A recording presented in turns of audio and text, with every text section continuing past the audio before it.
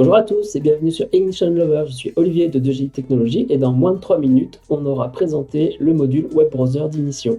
On y va. Comme d'habitude, le chronomètre, on va dans la gateway et on va aller vérifier donc notre version Overview, version on est en 8.35. On va parler donc du module Web Browser. Je l'ai déjà téléchargé, à savoir que le module n'est pas fourni par défaut avec l'installation d'Ignition, même si c'est considéré comme un core module par Inductive Automation.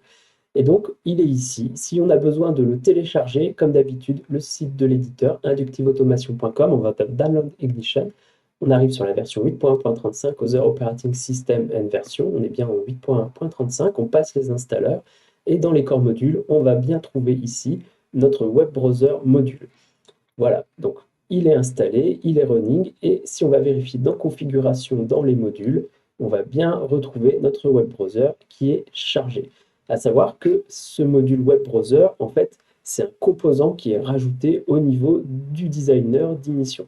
Donc, on va aller dans le designer, dans Vision, et on va aller vérifier que le web browser est bien présent. Donc, on va taper web, et on a bien un composant ici qui s'appelle web browser et qui n'est pas installé par défaut avec une installation d'Ignition. On va créer donc une vue, on va appeler main window, très bien. On va l'agrandir et on va venir ajouter notre composant ici, web browser. Il est ici. Et le web browser, on va lui donner une URL qui va nous permettre de nous connecter avec des équipements. Donc ça peut être très intéressant, par exemple, quand vous avez Ignition qui doit communiquer avec des automates et où on souhaite récupérer la page de configuration, une page web de configuration des automates ou d'un équipement distant à travers Ignition.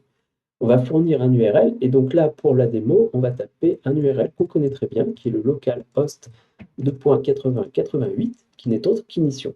Voilà. Et donc, on a en gros ouvert Ignition à l'intérieur d'Ignition, puisqu'on voit que dans la vue, on accède à la page de configuration de la gateway. Si on se met en mode running et qu'on va dans la configuration, on fait login, on va entrer notre nom d'administrateur et on va se connecter directement à la page de Ignition. Donc voilà, on retrouve l'ensemble des données et on peut administrer notre Ignition à travers le designer et donc éventuellement une page d'IHM à travers Vision. Voilà, donc c'est un module qui est très intéressant, le module Web Browser, et on l'a présenté donc en moins de 3 minutes. Merci d'avoir regardé cette vidéo, c'était Olivier de 2GI Technologies, société experte en informatique industrielle. 2GI Technologies est intégrateur en France et en Europe et entreprise certifiée intégrateur premier par Inductive Automation, le plus haut degré de certification sur le logiciel Ignition. A bientôt sur Ignition Lovers.